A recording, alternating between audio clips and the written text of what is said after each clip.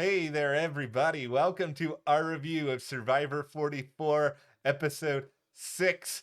The merge is here. Okay, Jeff, stop with you gotta earn the merge, blah blah blah. This is the merge. I don't like all your weird semantics. I like it when everybody is vulnerable. It's more of like a cluster, what? Like I want that level of chaos. Granted, we still also did have some chaos. But we needed to have the puzzle that Carson, 3D printed and did 100 times before he came. Yeah. Can you guys please just put some original stuff on here to stop this from happening? It is not a favorite of mine. I don't really like that people can do this. Yeah, good on you, Carson, for having the foresight to go through all of this. Good job taking advantage of what the show clearly is slacking off on. But Nah, don't do yeah, this. you got to come up with new things so he can't do this. You level the playing field a little bit, but man, there's a lot to get into. There's a pretty fun boot, a lot of chaos that sort of went alongside it.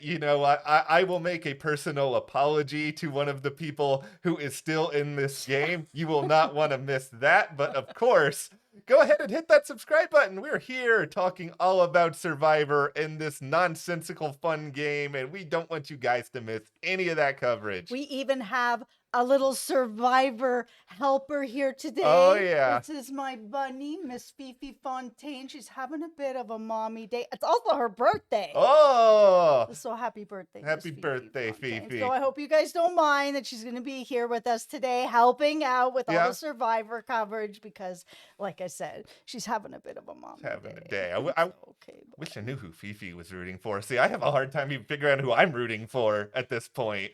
I will say that I was really impressed with Kane in this episode. And, I always like to try to root for the Canadians because I'm Canadian, right?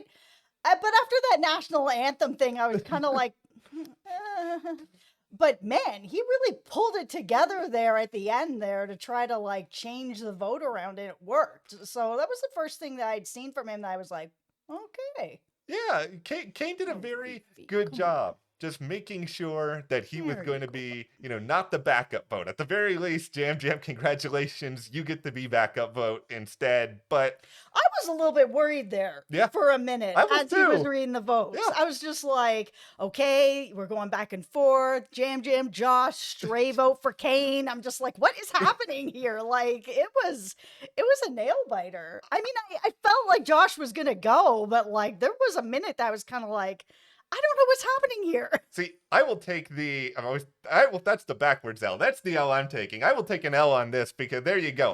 I thought even when the votes were being counted, I was like, okay, they spent a lot of time in this episode being like, Josh is the target. We got to get rid of Josh. I was like, all right, they're going to get rid of Yam Yam, which, by the way, would make me incredibly sad because just the chaos that Yam Yam brings to the show, him trying to convince Jeff to let them go back instead of voting that night. That was Yam Yam at its funniest, but it was the right move to get Josh out at this point. 100%. And I think if Josh had even caught a whiff of sort of his name really being out there, he would have fought for his spot. But, they did a pretty good job.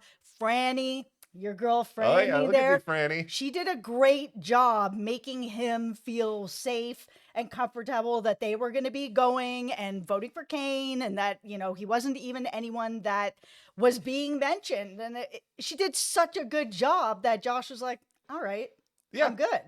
And I think the thing about Josh is, I obviously don't know him, but he seems like a smart and self-aware enough guy that probably he's off somewhere at home being like, okay, I screwed up here. Because we've documented this. Josh, for all of his aspirations, he made so many mistakes over time, telling people different stories. Even in this episode, he's telling one thing to Brandon about the cage, and then he's telling Jamie something entirely different. Nobody knows. So bad. And Carolyn, okay, your girl Carolyn here. Once again, voice of reason, where she goes to the merge feast with everybody else on her little team that's safe of Matt, Franny, Carson, her, Jamie, Brandon, and she's just like, he doesn't have an idol, guys. It is made of beads from the tree mail. And then Matt is just like, I think he has an idol. It's like, you have an idol from that camp, Matt, and it's a fake idol that you already found. Where do you think this other idol Josh has came from? I know. Here's the thing is Josh didn't really show it to anybody else after it was like, falling apart in Jam Jam's hands. Like, I understand. Like, I get why Carolyn was like, oh man, nobody's listening to me. Why isn't anybody listening to me? I totally get where she's coming from. But at the same time, nobody really knows her yet. She could be lying, right? Like, they don't know for sure. It's such this is why this game is so good. Yeah, I understand, and I do relate to every person there, where it's just like, you want to be prepared for almost anything, but you also want to have a good backup plan and stick to it. I will say that, like, the moment where I rooted for Carolyn the most in this episode was after everybody's together and she's like struggling to keep up with everybody. Kind of the sound fades and the screen is just like shot in this really cool way where she's just like struggling to keep up, and I relate a lot to that. I am terrible in big groups. I can like handle like 2 or 3 people, but I am not good at parties, everyone. I know you were all contemplating as to whether or not to invite me to your parties, but I'm not good at them. I'm exactly like Carolyn in this as well. I completely related to it. I'm fairly okay one-on-one. I am not that social, so getting into like a bigger group when it's getting even to like 3 or 4 people, I start to kind of like, especially people I don't know, I'm really garbage at small talk and trying to like get in there. I'm a really private person, so I'm also not that great with people like being like, so you this, what about this? What about this? I'm just like, what? Nah.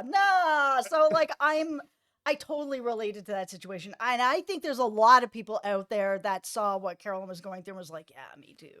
I think, ironically, this really helps Carolyn in the game because I think it's a bad idea to go to the merge and be doing way too much. Like, I know Jam Jam was like kicking himself in a confessional being like, oh, why did I say Josh's name? Why did I say, and you have Josh who's doing the same thing. He's just off, mentioning Jam Jam's name to other people, but the real difference here is here's Jam Jam recognizing his mistake. Josh never recognized that mistake while he was out there. No, and that's why he's gone. That's one of the many reasons why he's gone. It was just, he just told too many lies, and that so many of them got exposed, and he was just kind of untrustworthy. He was just playing too many people all at the same time. I mean, I'm sad to see him go in that he's great TV, but like, there was no way that he was staying. I mean, he already sort of had made some bad inroads with his own tribe at the beginning. And then, he went into the other tribe and things were going badly. And he's, making up these idols and getting called out. Like, it was just, and he himself was having a really hard time just finding that person to trust. Yeah. I mean, like, he had built so much sort of like inroads with Jam Jam to then come to this merge and all of a sudden be like, Jam Jam who? I was just like, what? Why? Like, I know you guys had a little bit of like problems, but you guys also have a lot of similarities and things you guys bonded on, all kinds of stuff that I was just like, why? For me, this is just as a TV viewer, I want to keep the people on the show that have the biggest upside possible, who are people who I could see at least going to the final 3, getting a vote or 2. Jam Jam is a very interesting dark horse. I don't think he's played an amazing game by any means. He's made some big mistakes, but I don't feel like he'd burned anywhere near as many people as Josh had burned. And I think now Jam Jam's just a wild free agent at this point. Like, who's he going to work with? Like, he doesn't really have that many close idols. He could really sort of like tilt this game around depending on where he lands. And I mean, it's sort of like on the flip side, this might be the first time I have said Heidi's name throughout the entirety of this season. And Heidi may be a lovely human being, but Heidi is not winning this season of Survivor because she has gotten 0 airtime. So I would rather just sell high on her going out fairly soon to keep the other characters around. I'm also seeing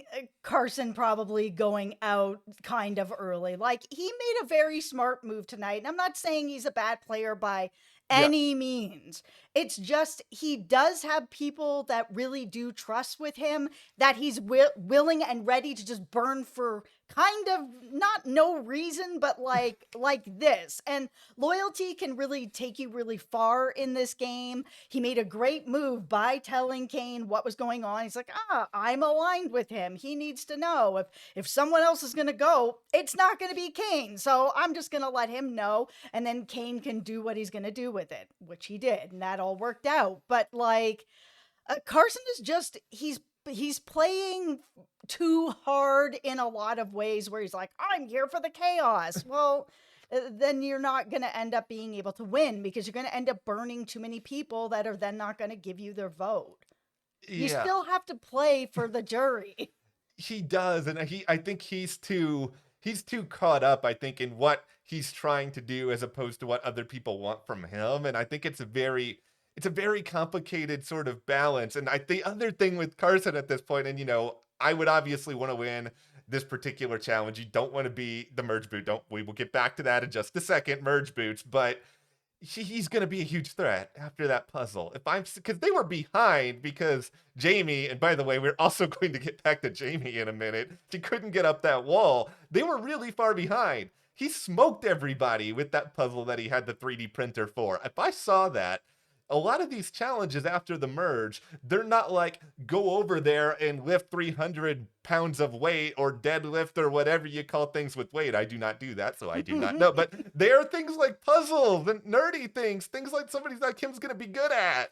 Yeah, I mean, I understand that he studied for this and, you know, he was ready for this. And because he studied for this, I was kind of surprised that he wasn't kind of just like taking a peek over to see how far everyone else is and then kind of slow it down a little bit. Oh, maybe this one just doesn't fit exactly right. Like you really need to sell it to be able to sort of keep him in the game. Okay, we're 12 minutes in. I gotta talk to Danny for a moment.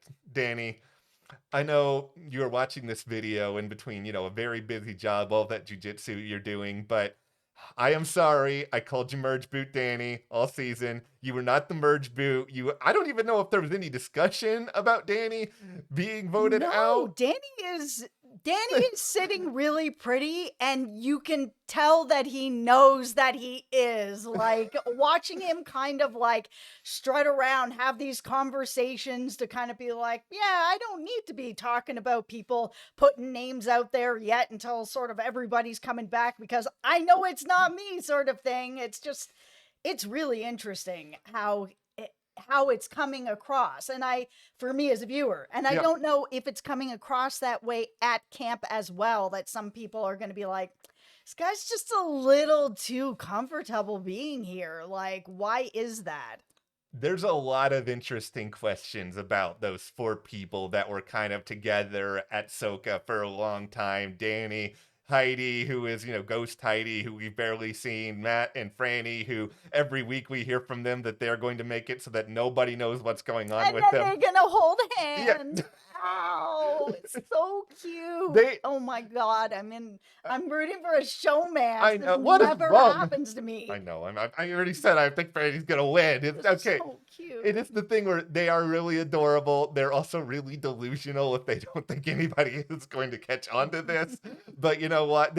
Those 4, though, I think they're really afraid on kind of striking on each other too early on. So I think there's going to be kind of just like an interesting line in the sand moment with them at some point down the road. I still think Heidi's going to be the first one to go because she does not have any story. But, now that Danny has achieved post-Merge Boot Danny status, like, who knows what's going to happen to you now? It is like a completely different story for you. I don't think he's going to win. I think this is just my prediction is I think that confidence in himself is eventually going to rub people the wrong way. Okay, we have to get into I don't know if she's my favorite person, but she's probably my favorite person I love to talk about. Are we going to talk about Jamie, my favorite person? Yes, have somebody gas you up like Jamie does. Man, I know she's not a great player, but oh my God, is she good TV. She's so fun to watch. She called herself the MVP early. Okay, so good.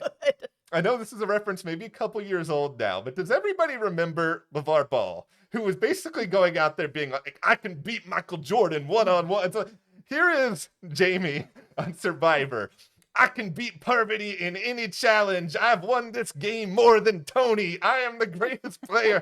I'm about to turn to the Russell Hand. You're Russell Hand. I was about to go, I'm the greatest player of all time. Like, she legitimately thinks this, and she's not even been to the final tribal council yet. I love her so much. I absolutely love her. She is such gold. And then the thing that was even funnier about all this is she has the thing with the wall where everybody struggles. That's fine. She gets emotional after the challenge. Then after all of this, she's like doing a confessional at the merge thing, like waving a magic wand, being like, everything is going my way. Bing, boo. It's just like, Jamie. She's not wrong. You almost cost your tribe the ability. Nah, she was going to figure it out. No, she probably wouldn't have. I mean, she had help. I would have been that exact same person. I've said this before since the beginning of this. You know, she got out of the boat and fell. That's me. Trying to get up that wall? No. Do I look like an athlete? Because I'm not. And it's the same with Jamie. All right, a couple more interesting little tidbits to get into here. Number one, Probst's running out of things to say during the challenge. At one point, he was just like, hey, we've got a full tilt boogie going on. Has anyone said full tilt boogie since, like, I don't know. Okay, we're going to have to now for the rest of the season. Subscribe for Full Tilt Boogie all season. Oh, God, please don't unsubscribe. No, let us know in the comments as well. Have you ever said full tilt boogie in the middle of a conversation? It seems like something you would see in like... Put it in there with Plant Daddy. I had forgotten about Plant Daddy, to be honest. Why are we bringing back Plant Daddy? Okay, finally... The other interesting sort of back and forth here, I thought we were going to have a Yam Yam versus Josh situation for a while. There was about 5 seconds in this episode I thought that Dungeon Master Kane was going to be voted out in this episode, and they were going to keep that going. Yep. Now we sort of have the stealth Brandon versus Kane showdown, where Brandon is just like, I don't trust Kane because Kane voted for me. And that it's like all of a sudden we have to like retrace in our brains all the way back to the start of this. I completely forgotten about that, but clearly Brandon, he remembers. You don't ever forget. It's incredible how those things can really stick with you in this game where it's like, oh, you remember, day one you did this. No, we're on like day 12 now. Like, let's move it along. It's funny, and it's sort of like, I like Kane, but Brandon also has a good point into sort of being like, I know he's probably going to burn me again. If you're willing to vote for somebody once, it's like, if I was in the game, I would do something very, very similar. But, moving forward, we're in a very interesting place in that both Danny and Carolyn have kept their idols to themselves. Yes. That is incredible at this particular point. Yeah, I still think Carolyn's in a fairly good spot, even though she was having some trouble with the socialization, with the big group thing. And I think as, everyone starts to break off into smaller groups here or there, I mean, she's really good at reading people and being able to kind of make those connections. I think she's going to be just fine. From a game standpoint, I think the most strategic final three would be Carson, Franny, and Carolyn. But oh man, that'd be a really fun final three. But in my heart of hearts, what I ultimately want here, give me the final three of you got to have Carolyn. Mm-hmm. You got to have my winner pick. Yeah, you have to have your winner pick because she's going to be great in the final tribal council. Yes. Yam Yam, just for the sheer hilarity of having Carolyn and Yam Yam in the same final tribal. I think they're going to reconnect. I do. And then Jamie is the third person. Because Jamie is going to get up there and be like, I found 8 idols over the course of I found idols that production didn't even know they had. I dug up the idols from Tony's seasons and I'm playing those at some point in the game. I would love that. It's going to be great. Okay, well, no, this was a very, very fun episode. I mean, we probably have had more dramatic merge episodes, but at the end of the day, we can come out of this with a little bit of a smile. We're going to full tilt boogie out of here. But, look at you bringing that in. I'm probably going to forget it next week. This is going to be like Plant Daddy all over again. But thank you guys so much. Hit that subscribe button and we will see you here next time.